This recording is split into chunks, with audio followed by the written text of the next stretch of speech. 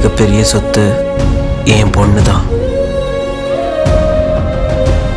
மற்றவங்களோட பார்வைக்கு நான் எப்படி தெரியுறேன்றது எனக்கு தெரியாது. ஆனால் என் பொண்ணுக்கு நான் ஹீரோவாக தெரியுறேன். அவள் என்னை அப்பான்னு கூப்பிடும்போது நான் இந்த உலகத்தையே ஜெயிக்கிற மாதிரி ஒரு சந்தோஷம் எனக்குள்ள கிடைக்குது.